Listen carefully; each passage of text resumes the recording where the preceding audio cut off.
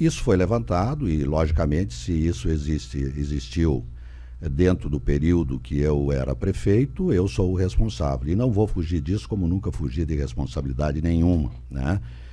Que se existe o dano ambiental, alguma coisa assim, nós precisamos avaliar ele dentro do contexto da época e aquilo que foi feito. Quem produz o pneu, quem fabrica o pneu, deveria recolher o pneu de volta, né? Essa é a logística reversa. Essa é a logística reversa. Bom, isso surgiu, essa lei é de 2010, né? E ali nós começamos um trabalho que eu diria que foi extraordinário, e eu quero elogiar os secretários da época, a Ironita e os que vieram depois todos, tá? Pelo empenho e a dedicação que tiveram. Bom, começamos 2 trabalhos. Primeiro, nós tínhamos um problema seríssimo de embalagem de agrotóxico. Esse, assim, então, violento, porque a embalagem de agrotóxico deixa um resíduo enorme, né? E ia para rios e tal, né? E os produtores rurais não tinham alternativa para isso. Por quê? Porque eles levavam de volta para o revendedor não tinha para quem colocar e tal, e era um problema sério. Nós começamos uma série de reuniões paralelas, onde envolviam os revendedores de agrotóxico e também os revendedores de pneu do município, e os borracheiros e tal, para que a gente fizesse um trabalho capaz de fazer essa logística reversa, que não era dever do município. O município tem o dever de fazer a coleta dos resíduos sólidos urbanos, né?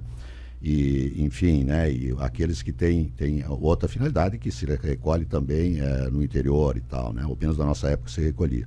Começamos esse trabalho, tivemos um êxito extraordinário com os revendedores de agrotóxicos, né? Nós abrimos, o município cedeu um terreno lá atrás lá do Colégio Agrícola, foi feito o local e esse problema ficou sanado, né? Então, um trabalho ótimo, e eu tenho que aqui fazer o agradecimento à equipe, né, que fez esse trabalho, e também muito aos revendedores de agrotóxicos de Lagoa Vermelha, que abraçaram a questão e fizeram. Nós não logramos êxito em relação aos revendedores de pneus e aos borracheiros. Por quê?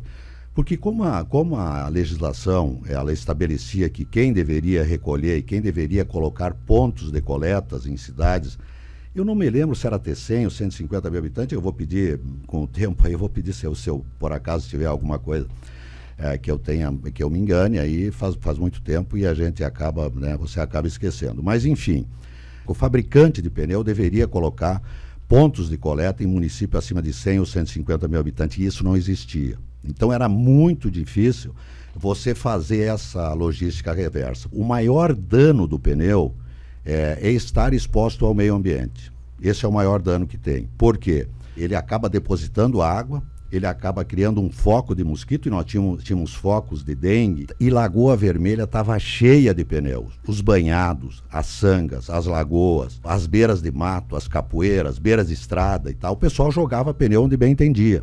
E ninguém queria recolher aquele pneu, lógico, aquele pneu está lá, depois que você descartou, você se livrou dele, ele fica lá. E o município de Lagoa Vermelha fez um trabalho que perdurou por 3, 4 anos, extraordinário o trabalho. Porque você vê pneus atirados lá na beira do mato não é a mesma coisa do que você ir ali cavocar, deixar o pneu no meio da terra, e daí tu vai lá, bate foto, faz uma mídia, faz um monte de confusão, pega e tal, e leva lá e diz, isso, e esse aí é um crime, é isso aqui. E o crime de estar lá fora? E o mérito de ter retirado do município inteiro pneus, caminhões e caminhões de pneus.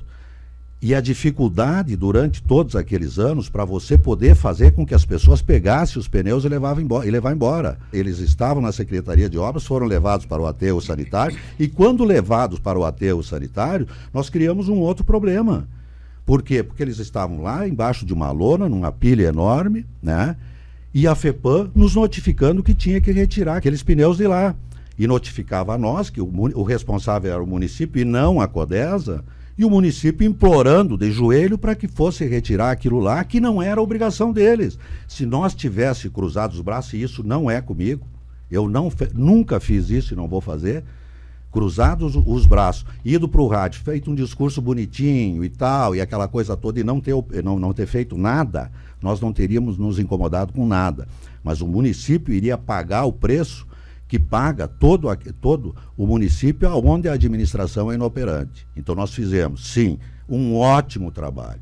Um trabalho que resolveu em 90%, vamos dizer, os problemas que tinham de pneus aí espalhado por tudo que era lugar. Tem pneu enterrado em tudo que é lá, tem pneu na praça, tem pneu aqui na Avenida Benjamin Constant, servindo de floreira ao céu aberto, né? Alguns deles foram colocados na nossa época, inclusive, para a gente poder fazer. Então tem pneu em tudo que é lugar. Eu poderia não ter feito nada. Eu poderia ter cruzado os braços e deixado pneu em tudo que é banhado aí. Mas eu sou, além de tudo, eu sou um engenheiro agrônomo. E a tomada de decisão, que eu não sabia que tinha sido enterrado, mas a tomada de decisão de enterrar lá é melhor do que ter jogado em qualquer local, porque não tinha onde colocar. Não tinha como dar destinação aos pneus recolhidos lá. Aqueles que eram rejeitados, os pneus, eu tive lá olhando, eu tive lá vendo, porque o pessoal diz, porque dá 3 carretas de pneu, tá isso, tá aquilo e tal, né?